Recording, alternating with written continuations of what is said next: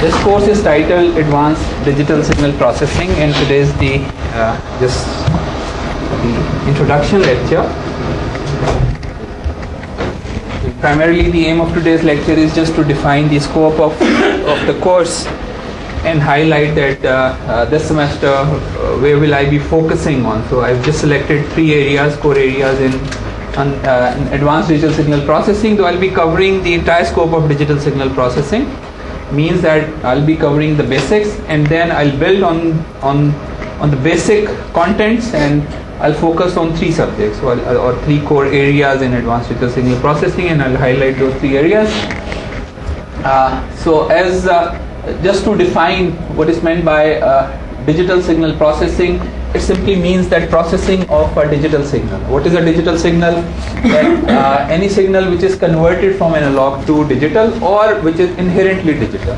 So that is a definition of a digital signal, and primarily real life is analog. So the life is analog. Whatever we see, we hear, all the signals which exist in nature, they all are analog. But to process those signals using a computer, you require to convert them to digital. And then again, if you are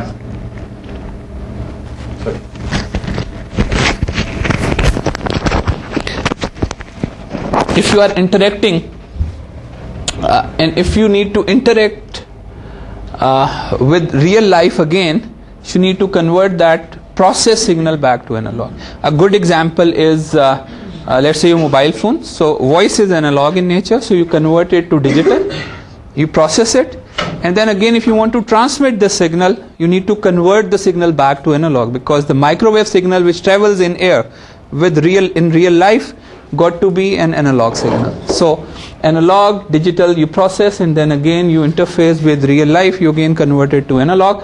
And discrete signal is a signal which is defined at discrete intervals in time. So it is not defined everywhere.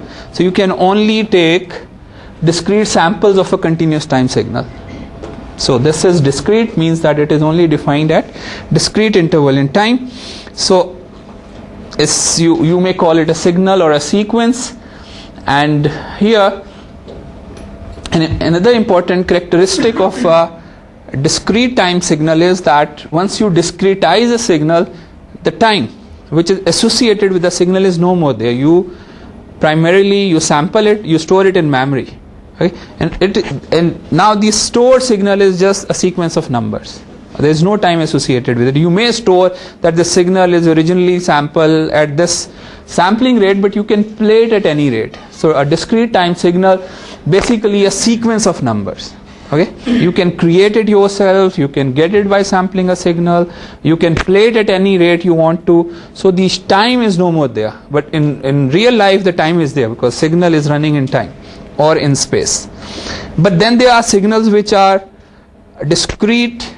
We say they are discrete in nature.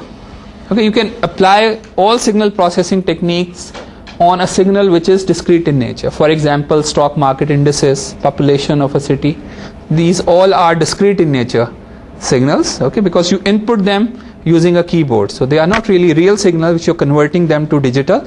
They are just a discrete signal by nature. So this is where a signal is sampled. So what you see here is a continuous time signal. You sample it, and sample signal is a discrete time signal which is stored in computer memory. So, and this may be once we say a discrete time signal, it may not be just a 1D signal, it may be a 2D signal. An image is a good example. In a 1D signal, usually we sample in time. So you sample in time, go in discrete intervals in time, and process and read value of the signal. So if time is your axis and you are at regular interval in time, you are going and reading a value, it is a 1D signal. But if it is an image and you are going discrete interval in space, not time, just space, you say, okay, in this much area I'll go and read the value 256 times, and in this area again I go and read the value 256 times. So it will be a 256 by 256 2D discrete time signal, right? And if it is a video, now the time and space both are there. Okay? So you first capture first frame, then you capture the second frame, then the third frame. So the time is also running and space. So you are sampling in space and time. That's a 3D signal. A space and time is a 3D signal. It's again a discrete time signal. So you say 30 frames in a second means that you have to read 30 of these frames, regular interval of time, 30 times.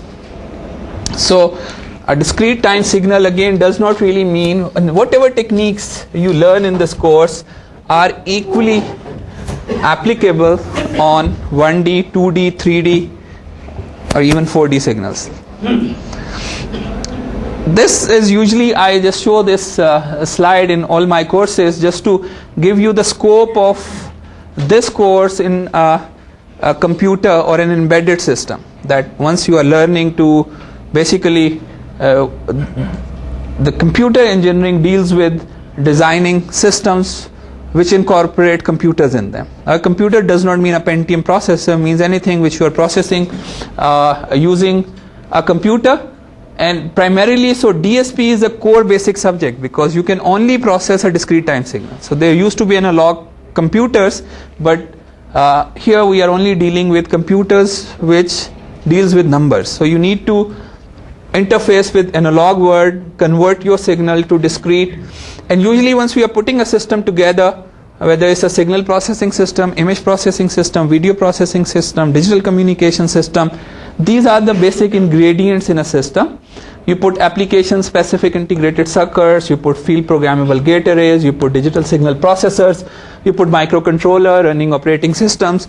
So you will find in case that we cover the entire scope of computer engineering by offering courses in operating system, in ASIC designing, FPGA based designing, digital signal processing, just building a theory to develop algorithms and then taking those algorithms and actually implement them on these systems.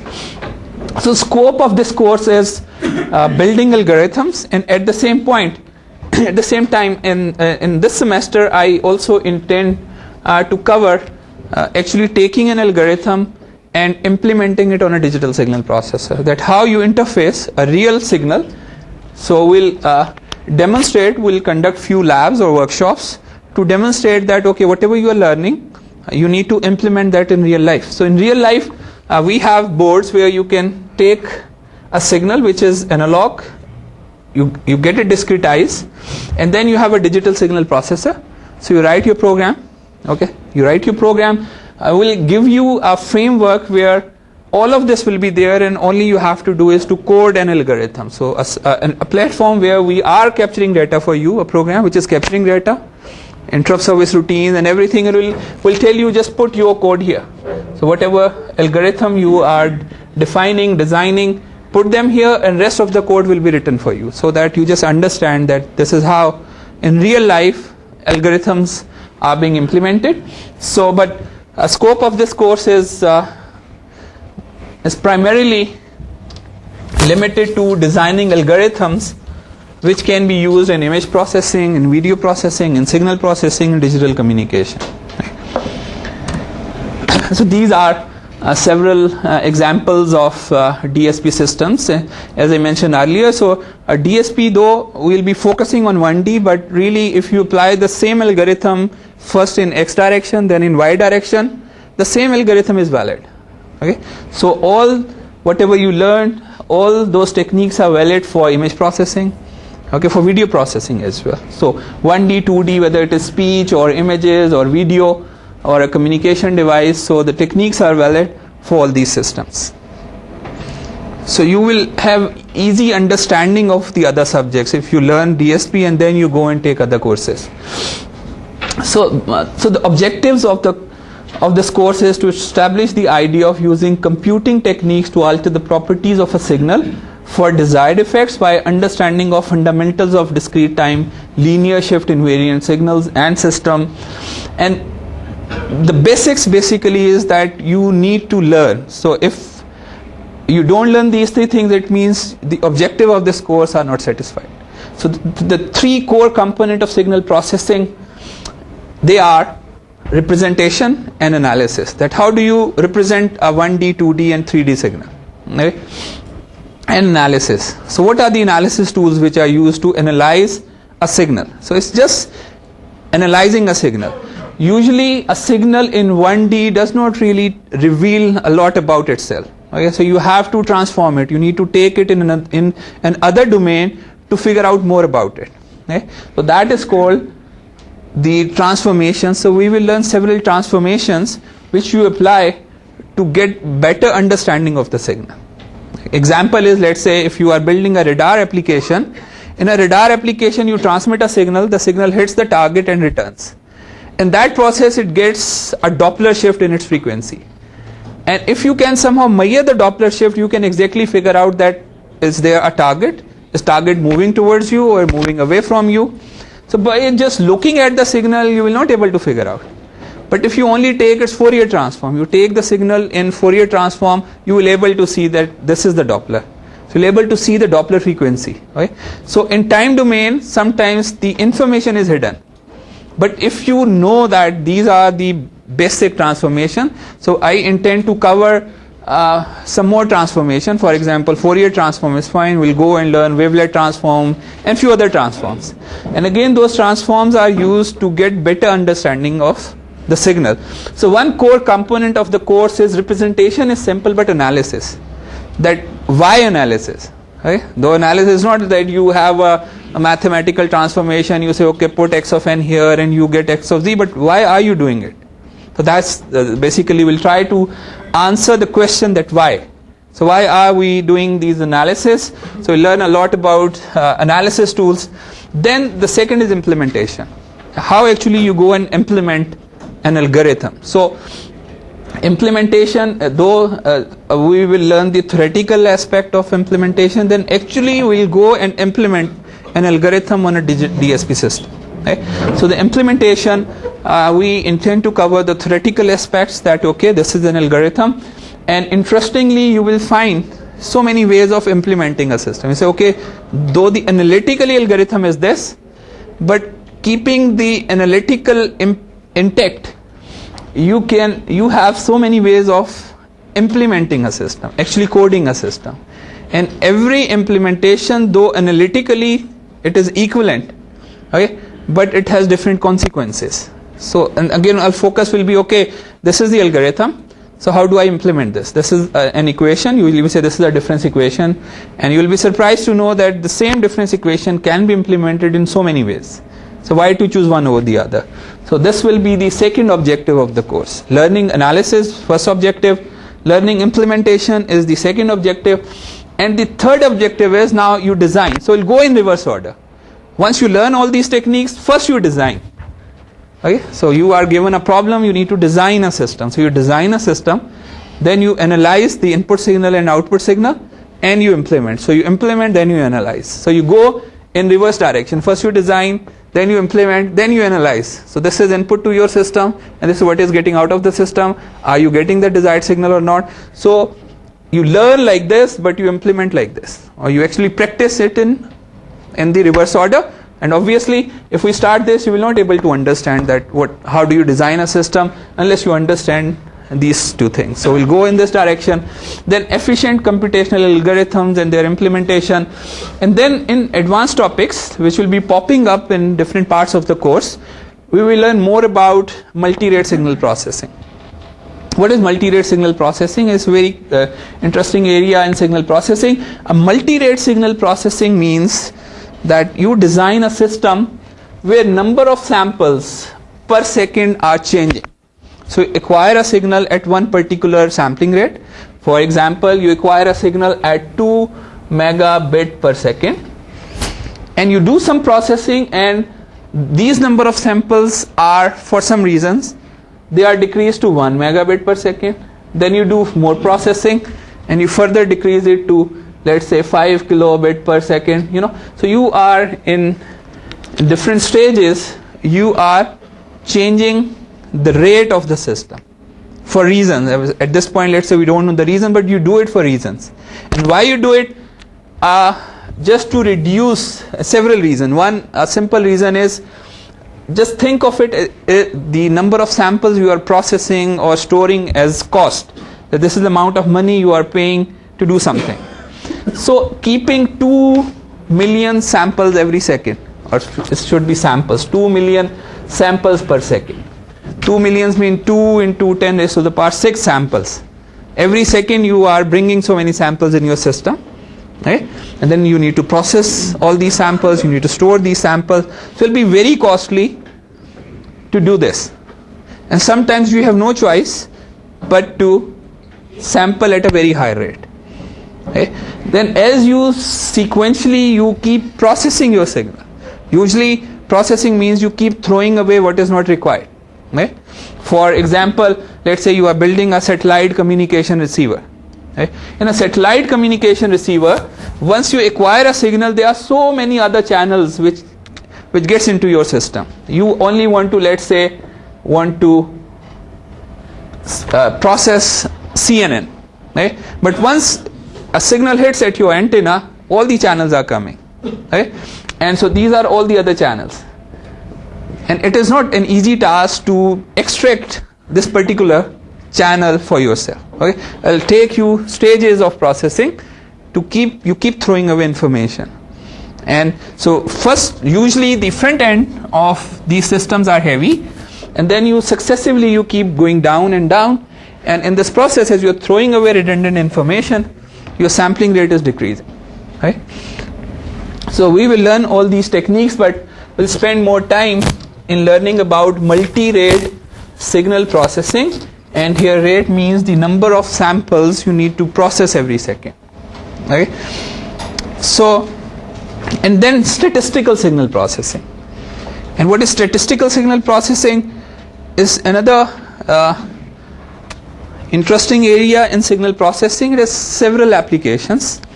One application is in signal modeling, another is in prediction, that you are predicting something, another is in so many application of statistical signal processing, or we also called as signal modeling.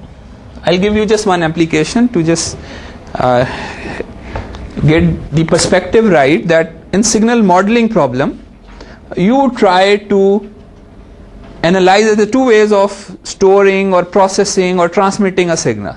One is a simple way that you discretize it. You say, okay, I have this analog signal, I'll take so many samples, and if I need to store the signal, I'll store all the samples. If I need to transmit, I'll keep sending us these samples in time, so that way I'll able to transmit the signal from one location to another location.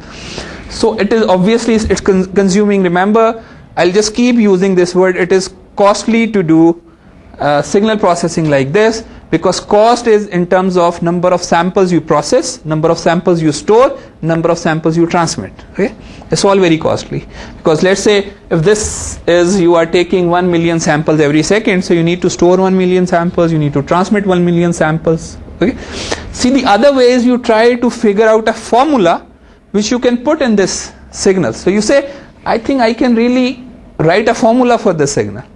So then I need not to store this, I need not to transmit it, I can only send the formula, and I can tell, okay, from this time to this time apply this formula.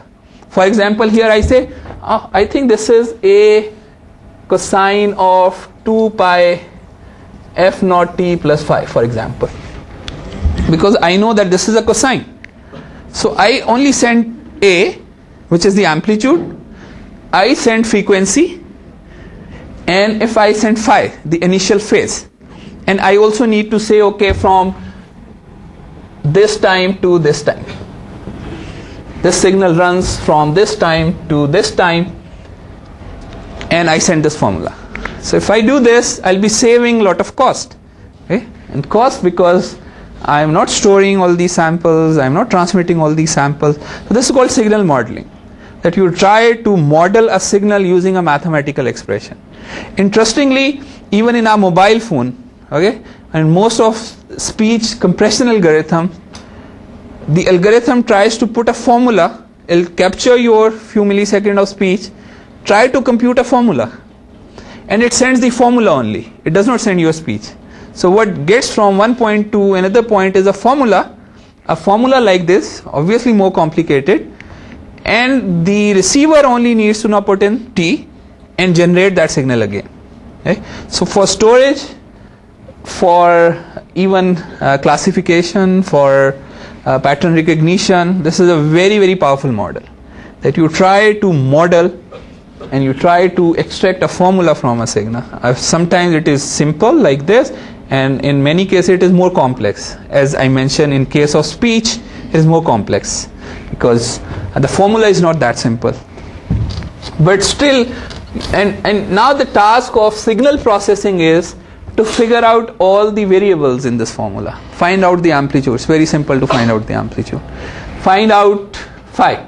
Find out frequency. Right? Again, if it's just a sinusoid, it's very simple to figure out these things. But the formula, you say, okay, this is the formula. And the formula must best describe your signal. For example, if it is an exponential and you are trying to put a formula of this, it will not work, obviously. Okay, because it's an exponential is trying to fit in a sinusoid. It will be totally wrong. Okay, and similarly, so the first important thing is that you need to figure out that what formula will work for what signal. Okay. देख लें जगह का कर. Okay.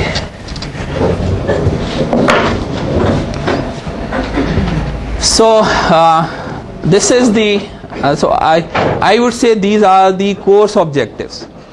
So a course objectives means that in all your assignments, in your sessionals, in your final, the focus will be to test that you really understand these things. Okay, whether you understand some auxiliary or things or not, really, though those things are important, but if you don't understand these things, it means that you have not fulfilled the objectives of this course. So the focus will be tailoring our assignments and projects to make sure that at least you go through the rigor of understanding all these aspects of signal processing.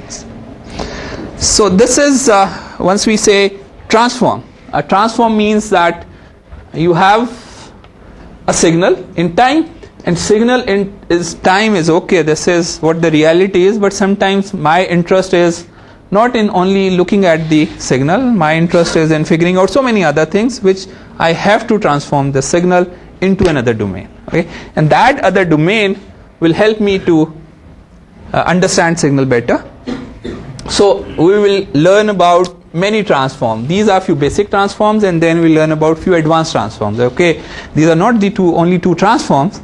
Okay, you can create your own transform. That's what people have been doing all along. They are trying to come up with complex mathematical transformation which will take a signal in time domain.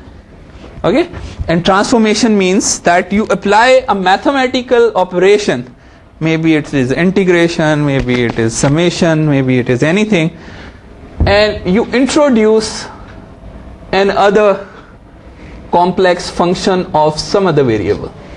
Okay, and then you integrate this, if you are integrating over some time period, because transform is only applied on a time limited signal. You say, okay, this is the signal and this is here integration. You are saying I am integrating this signal after multiplying it with another function, and this function is the magical function which will help you to understand the signal better. Once you integrate it over t will go away. Okay? The t will go away, and this variable, whether this is omega or lambda or whatever it is, this will remain. Right? Or this, basically this function and this particular variable will give you more insight into the signal. Okay? The transform signal. The signal, after getting this mathematical transformation, is changed to something else. So we will learn about few complex mathematical transformations and why we are doing the transformations. That is the main reason. Why are we doing it? And we'll see several applications of these transformations. And then the second objective of the course is to learn about implementation, theoretical aspects and the practical aspect. In the practical aspect, we will actually go and implement algorithms on a digital signal processor. Right? And in theoretical aspect, we will learn that okay, this is an algorithm, and there are so many ways of implementing this algorithm. And so many ways of implementing. If I give you an example, let's say usually the algorithm of signal processing will look like this, that you have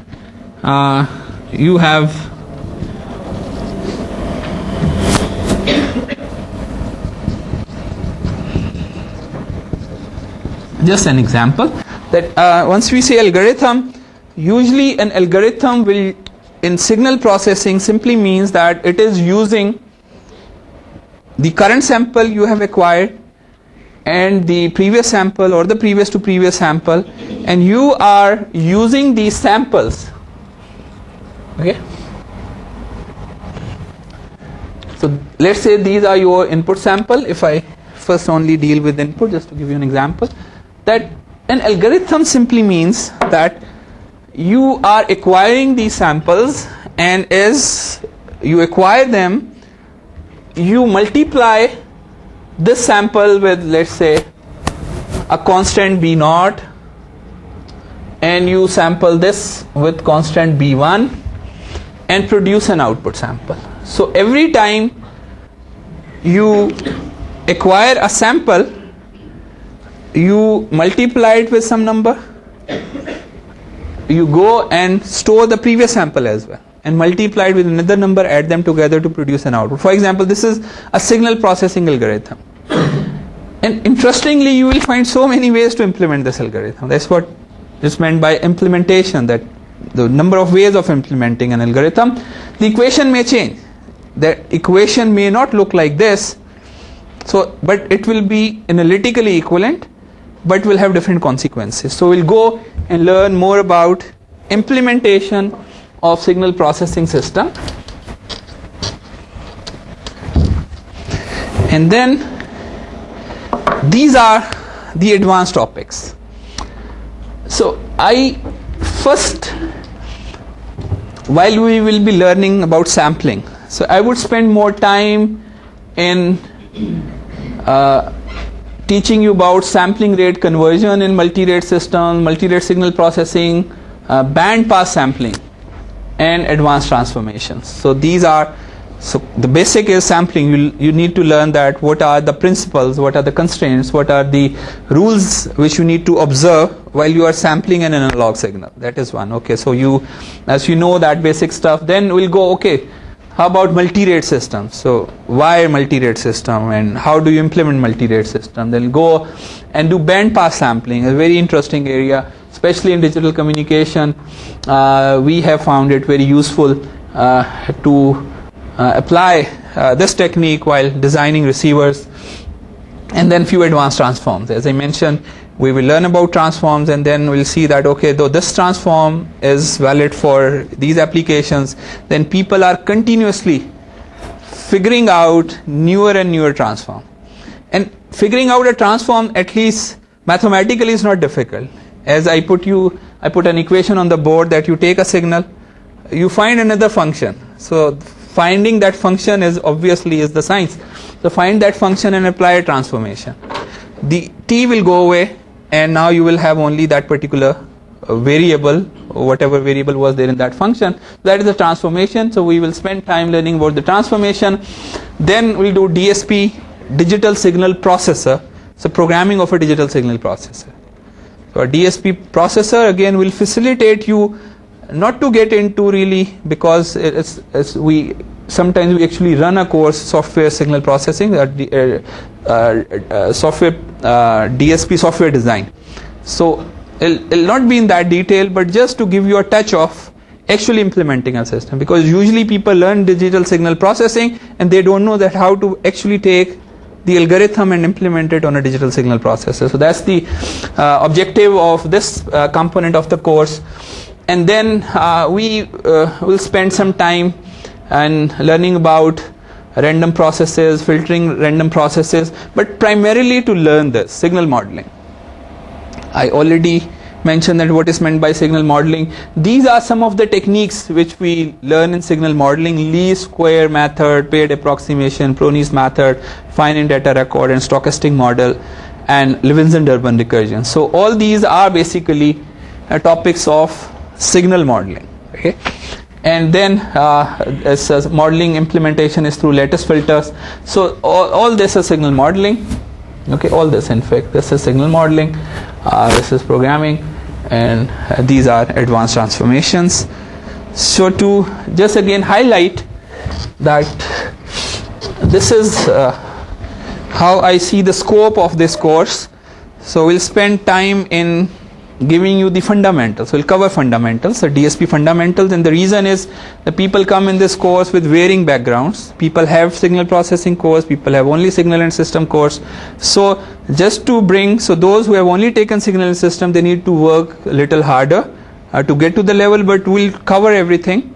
And those who are just coming, those who are coming with DSP background, they will have more time to explore these areas, spend more time in the projects. Okay, so but the scope is this, that time in learning about the fundamentals, then bandpass sampling concepts, then multi-rate signal processing, signal modeling, and DSP programming. So this is what programming आप कराने जा रहे हैं या हम करेंगे? Programming will give you a workshop, but then you need to do an assignment. The question is not MATLAB, C. This programming signal, this DSP programming will be done in C or C++. Though in MATLAB you can convert a MATLAB code to C code. Okay, we will tell you the tool that okay, you say okay, it's difficult for me to program this thing in C, so you program it in MATLAB and then convert it into C. There is a tool, so you say okay, now this is, and then you incorporate it in. So the we'll be using Texas Instrument development environment. It's very friendly environment. You can easily write a program which is running here. You can go back to MATLAB. Okay, you run something in MATLAB, you come back on this board. So the environment is very friendly, very user friendly, and you can keep back and forth. So your main code is running in MATLAB, all the plots and graphs, and they all are in MATLAB. But at least the objective is that we need to teach you that okay, from MATLAB you can go to an actual real life system. You can acquire a signal on an actual system. Okay? Then you can bring that signal to MATLAB in real time, process that signal in MATLAB, and then you go back to real life. Okay? So you start like doing this, at least you need to learn this, and then slowly if you want to, you can migrate your MATLAB code to the system. This is the outline, and this is again the example of signals modeling, which I mentioned earlier, that signal modeling is primarily done to put a formula to a signal. Okay? And a good example is speech modeling. In speech modeling, you have a speech signal coming in, and you model that speech signal into these different parameters. One is that again, it's just an introduction, and if you don't understand these things, don't worry about it. We'll spend a lot of time on this. We'll just giving you the just running down to give you the scope of the course. In that, once you are modeling a speech, you acquire few milliseconds of speech, right? Let's say 30 milliseconds of speech, and now the modeling job is to put a formula in this 30 milliseconds of speech. In that formula, one parameter is gain, that you need to know that at what gain your speech is. So there is a formula which will give you this number gain. Okay? This will be just one number, that this is the gain. The second will be an input to a system which we call impulse train generator and pitch period. From this speech, I'll figure out the pitch period of the speech, and then this time varying digital filter. So this along with this and this input, these constitute a formula. Okay, you send pitch, which un depends upon the pitch period, you send g, you send the system parameters, and the receiver will take all these three numbers and generate speech from these numbers. So then I also mentioned that we'll spend time learning about multi-rate DSPs. This is a paper, so I'll keep giving you papers as well, though you may or may not want to read these papers, but they'll give you good insight into what is happening now in signal processing. Okay? And I expect you to, in this course, you need to do a project which carries about 10 to 15% of weightage, and that you have to actually implement a research paper. So you can just read through the paper and either implement the complete paper or at least a part of it. So this is what my expectation is, that in a project, because it's a hands-on course, you need to do a lot of work in labs. So I expect you to implement a paper. This is just an example paper which says digital receivers and transmitters using polyphase filter banks for wireless communication. And this is just to highlight that whatever you learn, actually you use these techniques in building systems, whether it's a communication system or a signal or an image processing system or video processing systems. All these techniques are primarily used in today's systems, what you see around yourself. Prerequisite to this course is that at least a course in a fundamental course in signal processing, which may be signal and system. If you don't have signal and system background, don't take this course, okay? So just put yourself in torture.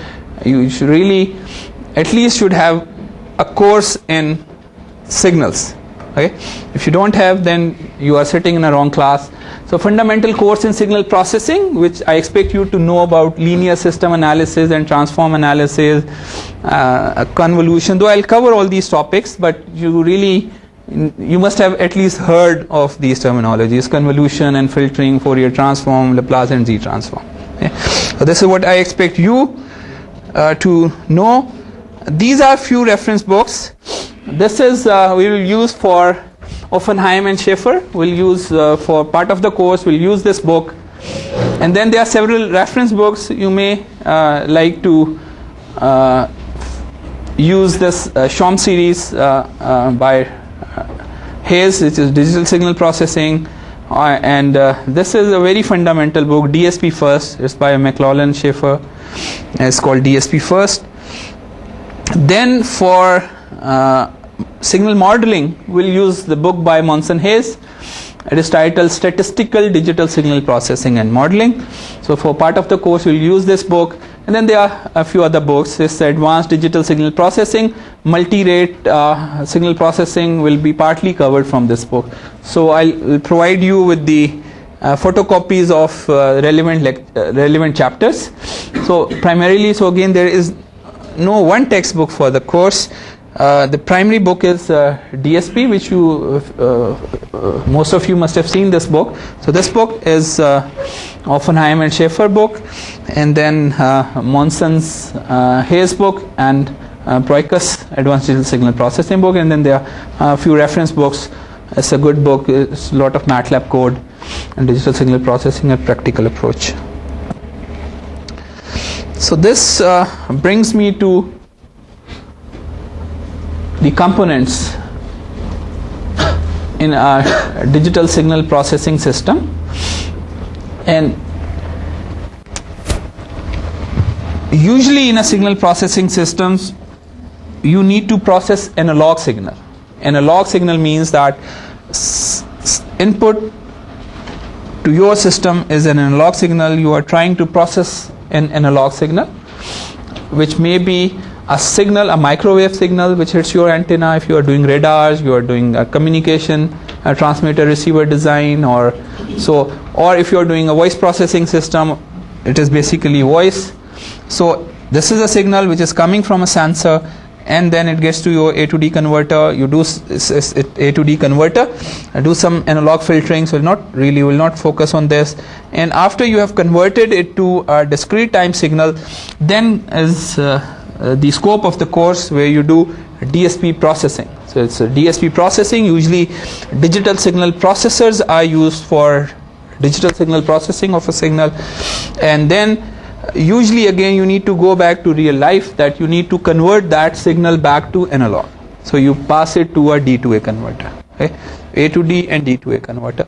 And just selecting these devices is not a trivial science. You really need to spend a lot of time in figuring out that at what rate should you sample your signal and what should be the precision. I'll spend some time in learning about these things. I'll keep sharing with you our experience in designing these systems. So we have been designing these systems. Sometimes you make a wrong selection of an A to D or D to A converter, it really hurts you. So you need to really make sure that if you are actually designing or even procuring a system from outside, that you are working in an organization which asks you to build a system. So you can always go and find COTS, which is commercially off the shelf boards, and you need to make sure that whatever you choose has appropriate A to D and D to A converters. So this is then to also, because signal processing, digital signal processing is a very recent development in engineering. So it's a very quick historical perspective of signal processing. You'll keep hearing these names in this course. For example, what stimulated the advancement and rapid progress in signal processing, it was really due to these two gentlemen, Cooley and Tukey. We learn about the Cooley-Tukey, and you must have heard their name, Cooley-Tukey FFT algorithms. So all they did was that they demonstrated that you can take Fourier transform, and people at that time in 1960s, they were only interested in Fourier transform. Why? Because mostly signal processing was employed in defense applications. So they were in radars and sonars, and in radars all they wanted to take a Fourier transform of a signal which comes back after hitting a target, and at that point a Fourier transform would take half an hour to compute. A reasonable size Fourier transform was taking half an hour. So they demonstrated that you can do the same in few seconds. It's a major development in signal processing, and this is what really brought signal processing in real life. It was all theoretical. Mostly mathematicians were working on sequence of numbers. So primarily they were in Bell Labs. So the Cooley and Tukey were the force behind bringing DSP to real life. And then there were, I shall keep again, this is their original paper. It's an algorithm for the machine calculation of complex Fourier series. So it's their original paper. They published it in 1965. Then this is the point where people started getting serious about signal processing. So it's Oppenheim, Schaefer, these are a few big names. They started putting the terminology in digital signal processing right. So I happened to really took my course with some of these gentlemen. They would tell you that, okay, in fact we use this small x because of this rational, and we use this capital X in this bracket for this rational. So this is the time they sat together and put the terminology in signal processing, right? So okay, this is the terminology we'll use. And so again, I think it's a paper in 71, a survey of digital speech processing techniques, in another name, Schaefer, by Schaefer, and homographic analysis was perhaps his PhD thesis, Oppenheim and Schaefer. So these are, then you will hear another name which is McLaughlin. He came up with another interesting way of designing digital systems. It's called Chebyshev approximation for non-recursive digital filters with linear phase, and we'll keep coming back to their techniques. But this was again his PhD thesis, and then a unified approach to the design of optimum FIR linear phase digital filters. Again, so this was his PhD work, that finding ways of, now people were focusing that how to design digital systems. So these are some of the techniques for designing systems or algorithms. Then Gold and Rader is errors in digital signal processing of signals, but primarily then what I think a few of then I thought to just put 3 references where to basically highlight that where the signal processing is going. This is a very recent paper. It's a 2007 publication. It talks about a survey of signal processing problems and tools in holographic 3-dimensional television. So people are now actively working to develop a 3D TV using holographic techniques. It's a lot of signal processing is happening where now instead of seeing a TV on a screen, it'll be a holographic images. It'll be in 3 dimensions. So a lot of research is happening in this area. Then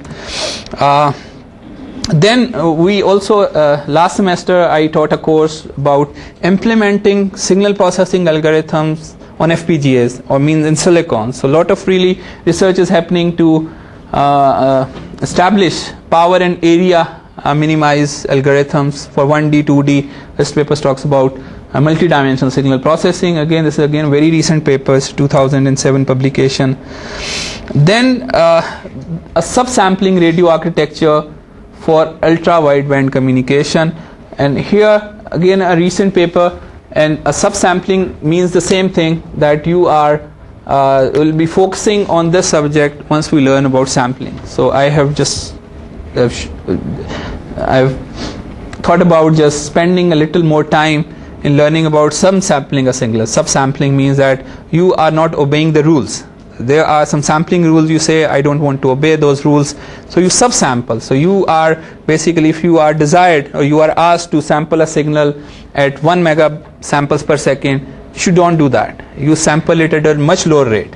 Okay? So people are now just devising ways, and why they are devising ways? Because the technology is moving towards ultra wideband, that you really need to process a wider and wider band, especially from communication perspective.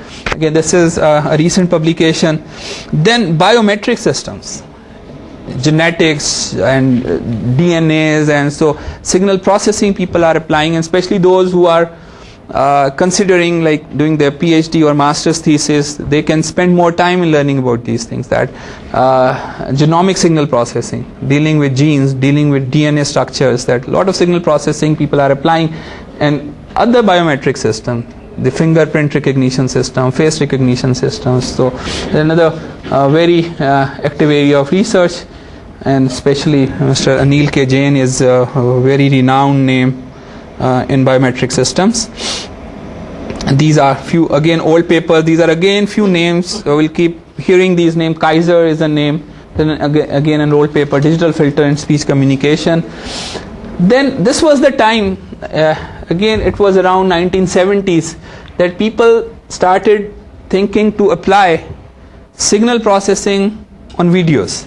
They thought that why not to apply the same techniques what has been developed on frame to frame coding of television pictures using two-dimensional Fourier transform. So his name Haskell is a famous name, that people started thinking that to take an analog TV signal and apply signal processing techniques there. Okay? And now we know all the DVDs, and it's the culmination of these efforts. And speech, a lot of research has happened on speech as well. So it's a very initial work on speech, experimental 9600 bits per second voice digitized employing adaptive prediction. So this brings me to the end of the introduction part. Okay? So in introduction, to summarize, I have tried to give you the scope of the course. I have highlighted the objectives of the course which you really need to learn. I have given you some historical background in signal processing, then the latest research, that in what directions the research is, people are carrying the research in signal processing. Ji? There is no guiding criteria you have mentioned. जी, वो मैं अभी आपको दिखाता हूँ, वो हमारे पास एक minute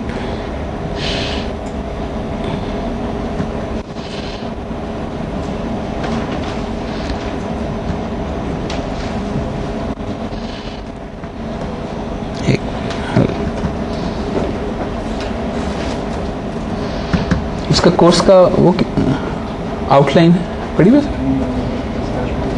flash पे ले आओ ले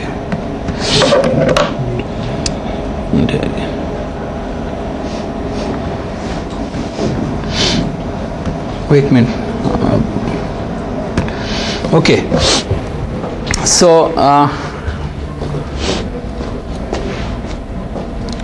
okay, so to now, as I mentioned earlier, I'll try to cover the basics as well. So this is just very basics in signal processing, and I expect all of you to already know this, but just to make sure that we cover all the bases.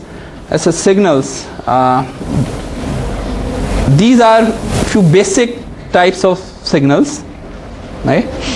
Unit step is a signal which is 1 at positive indices in time, and otherwise it is 0. So this is how you write is u of n is equal to bracket 0 for negative indices, and it is 1 for 0 and 1 2 3 for positive indices.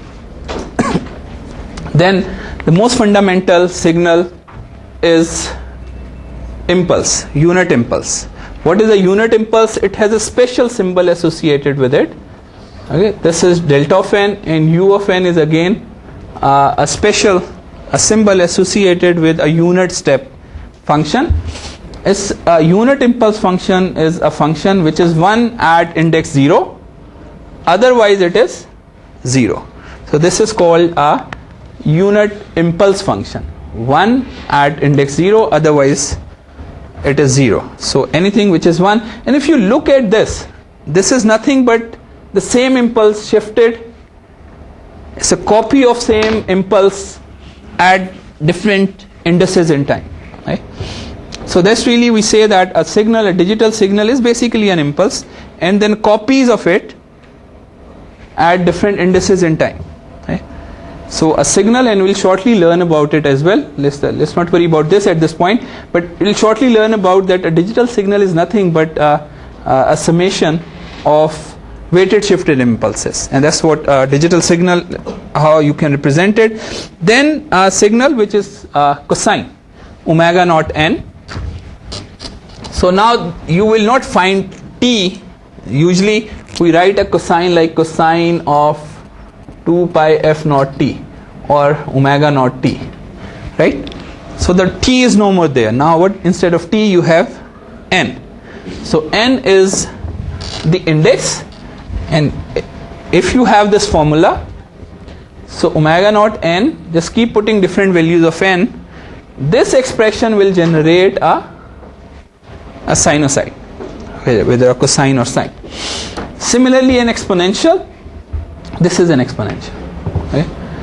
An exponential is that if you have 0.9 n, so if you start putting different values of n here, if you put 0, 0.9 raised to the power 0 is 1, if you put 1, 0.91, 2, 3, 4.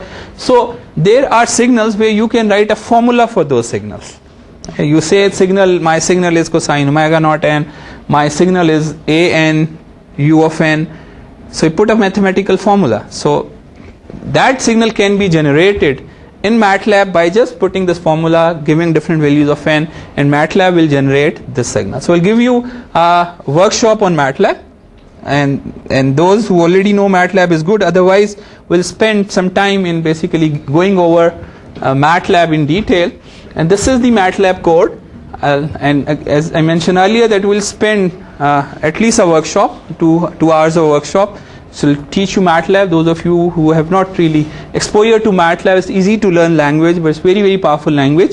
And this is actual MATLAB code where we are generating cosine. So this is MATLAB is this simple, that you need not to define variables, you need not to tell this is an integer or a float or a double, or so no pointers, nothing of that sort. You just write a sine omega into n plus theta, put value of a, put value, give the n, all the values of n. So these are the values of n, 0 to 50, and give a value of initial phase phi. It'll generate this, and MATLAB has a very strong plotting tool, as you can see on this side. This is how you can plot your signals to get a visual picture of the signal. Then comes the operation. So in signal processing, any operation you perform on a signal is signal processing. Okay? Even if you store a signal, it is signal processing. A signal processing means that you have a signal and you say I have a signal x of n and I'm multiplying it by 2. This is signal processing. This is a signal processing system. So any mathematical processing you are performing on a signal is signal processing. But obviously you need to perform meaningful signal processing. Okay? So the basic operations which you perform on a signal, they are ideal delay, and you need to feel comfortable with the symbology in signal processing. It's a little bit confusing sometimes, but but it is trivial to know that in signal processing you use x of n to represent a signal. So any signal will be named x of n. This is the index n. So if I have a signal, I can name it x of n, I can name it x1 of n, I can name it x2 of n. Okay? This is a signal. So a signal is named using this terminology where you put a variable, an alphabet, and these two square brackets and put an n. Okay? Then the value of the signal at this index is x of 0, x of 1, x of 2, x of 3. So these are the values of the signal at these indices. Isme? Okay. So the value of the signal at this is the confusing part. Right? The value of the signal at index n is also x of n. So the name of this entire signal, so signal is also x of n. Then if I say n is an index, then value of the signal at index n will also be termed as x of n.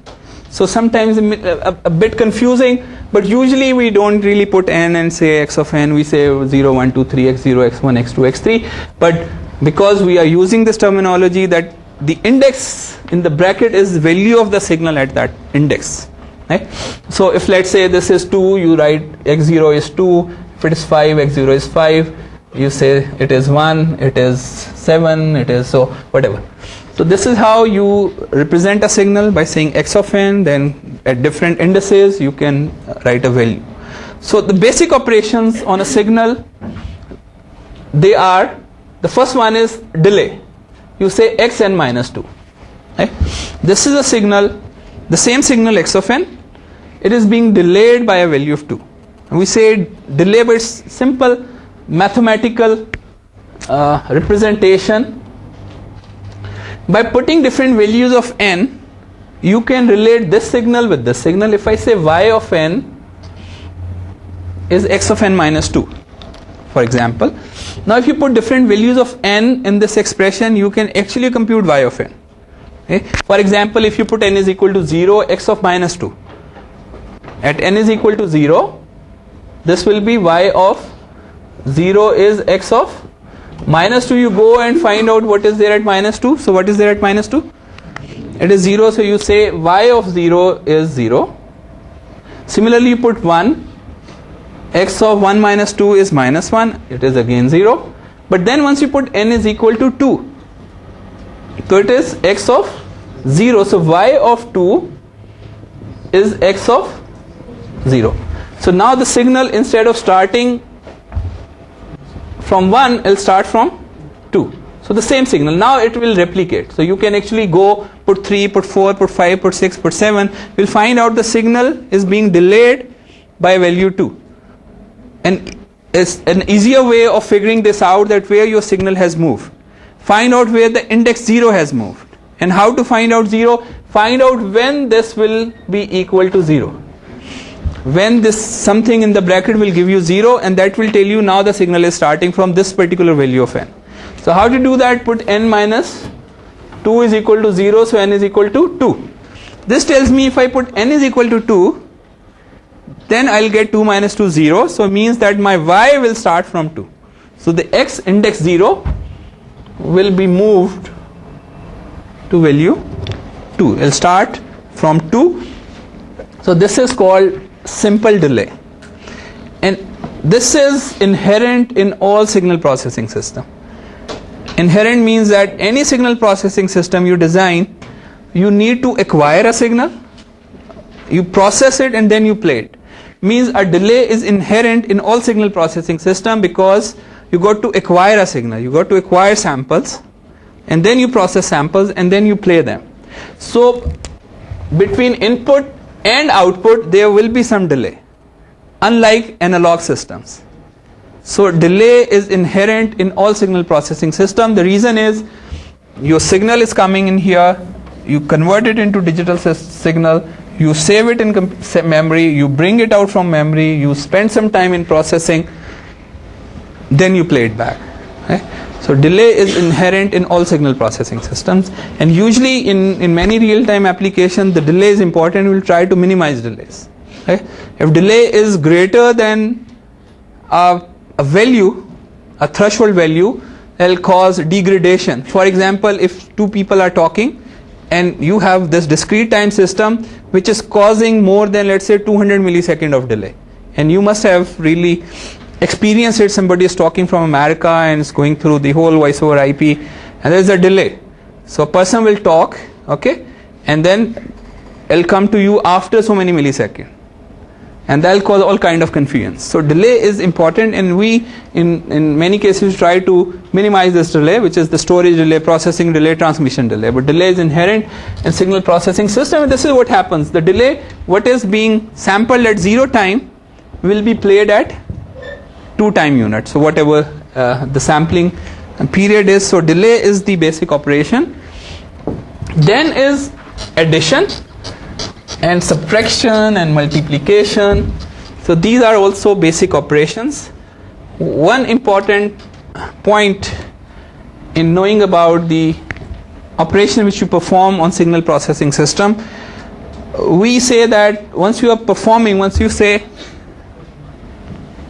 जो हमारे पास input analogue signal आ रहा है, इसको हम अभी digitise कर रहे हैं.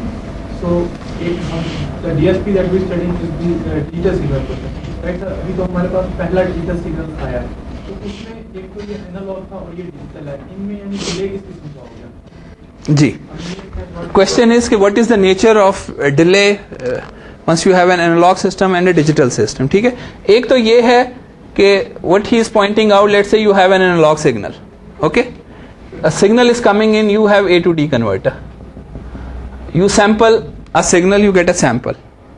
If you don't do anything, just play it, ठीक है, then obviously there is hardly any delay. Sample आया, sample निकल गया. But a signal processing system usually operate on a frame of data. Any signal processing algorithm will require that so many samples needs to be there, and then you process them. ठीक है ना? So as I said, 10 millisecond of speech, you need to capture 10 millisecond of speech, you need to store it. ठीक है? Up now this is 10 millisecond of speech. You cannot play the sample until you store 10 millisecond of speech. So there is a memory. आपने store 10 millisecond of speech. Now your algorithm will fetch these samples, will process them. ठीक है? And then will be played. So all this, so 10 millisecond is the acquisition delay, right? You got to acquire this much of signal, only then you can process it. So 10 millisecond the signal has already been delayed. Then the amount of time you spend in actually processing the signal, okay, that is another delay, and then you play it. So this is what is meant by that there is an inherent delay in all signal processing systems. Because you got to capture them, you got to store them, then you process them, then you play them. I think let me quickly give you first let me finish with these basic operations. So one basic operation is that you add two signals. And remember I told you x1n means one signal and x2n means another signal, right? So a signal is nothing but samples. So 0, 1, 2, let's say these are the samples. So this is 2, 1 and 2, and this is 1, minus 1 and 1 at index 2, index 3, index 4. The important point I want to highlight here is that if you are applying some basic mathematical operations on two signals, they are always on sample by sample basis, right? If I ask you to add this into this, don't add 2 plus 1 and 1 minus 1 and 2 plus 4. It is always on sample by sample basis. You need to add what is at index 0 into index 0. Okay? So this output of this will be 2 and 1 and 3, 2 and 1 and 3 and minus 1 and 1. Okay? So this is called sample by sample processing. Okay? A sample by sample processing means the relative indices, the values at relative indices will be added. This is important. Sample by sample process, whether it is addition or subtraction or multiplication or division, any mathematical operation which you are applying on two signals, okay, that is on sample by sample basis. Okay, indices are important. So this is very important to understand that the processing is on sample by sample basis, whether it is addition, multiplication, addition, subtraction. And here is an example highlighting this, that you have a signal this, you have a signal this. So if you add these two signals in MATLAB, it's again on sample by sample basis. At every index you go to index 0, add index 1, add index 2, add index 3, add. Okay. So let me now just take a stop here and give you the outline. We'll also put this outline on the group which we have formed for this course. So here is the course outline. जी group का नाम सारा कुछ इसमें.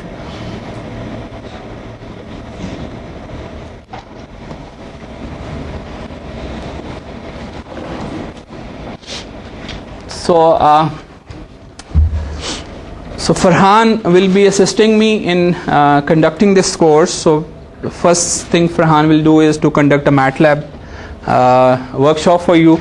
So Farhan, his email address is given and my email address is given. Let me zoom this in.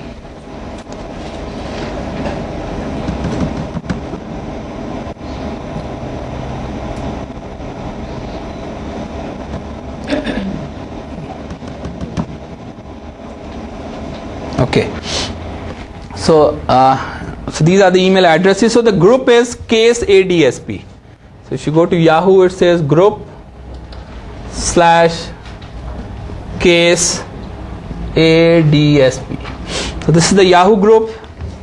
So we already know the class timings. We know the text. Should be using the references. I've shown you the references as well. Prerequisite is. So this is the grading criteria. So 2 sessional exams.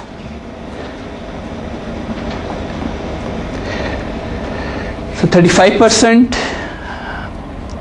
quizzes, 5% computer and numerical assignments, 10% lot of assignments. So 10% of the course is just your computer and numerical assignments, and final project is 10%, and the final exam is 40%. So this is the grading criteria. Homework, primary way to learn DSP is to work on several homework problems. Homework will be assigned regularly and they'll be randomly checked. So you're not going to check all your homework. Will provide you with the solution, but homework will be randomly checked. We may check just one question from your homework assignment. Okay, so it's your luck that if we check the one which you have correctly done, but they will not be, so it'll only be done randomly. And quizzes, 10-minute surprise quiz. Usually I announce quiz before the class. Then computer assignments, it says sharing of programming tips and discussing general concepts is allowed, but collaborating on program writing is not. The term project will be conducted in groups. So assignments, you need to do them individually. Any evidence of copying will result a 0 into your assignment. So you need to do your assignment yourself, but once you do your projects, and the projects will be in groups. So 1 to 3 students can form a group. This topical outline, you can read the topical outline yourself. Is I have briefly described all these things, but I'll give you more. So this is where I thought to introduce DSP programming. So we'll learn the analysis part, and then we'll go and do this workshop, and maybe earlier, and then we'll start sampling and learn about sampling and other things, and then so quizzes की 35%? 5%. 35% थोड़ा ज़्यादा हो जाएगा. Okay, so any more questions? quizzes को सब कर सकते हैं. कभी कभार क्लास में से जाते तो क्विज के मार्क्स चले जाते हैं. कुछ हम कर लेते हैं, ठीक है, but quizzes I'll really suggest that if there's a quiz, you try to take that quiz. Okay, so because aapki will prepare for the quiz, for the sessional. So quizzes are meant to just give you some time to prepare yourself for the 35%. 75%. नहीं, दरअसल होता ये है कि exams जो है ना, that really checks your individual capabilities in signal processing. Okay, I know in assignments, no matter what we do, so people find out ways to collaborate. Right? So the sessionals basically are a real test. What I really usually do is that I take out your projects, I take out your lab assignments, then I grade. I make sure that grading is at least maintained. Anybody who is getting B plus will get B plus. If he's getting B, I'll give him more marks to get to B plus. If somebody is, just has B and he's getting B plus, is fine after putting the exam, because exam is the criteria primarily. So if you do good in exams and you get a good grade, so make sure that you will get good grade. Otherwise, the other things can help. So I think this is pretty much where so the class will be 1 hour and 15 minutes. So you get sometimes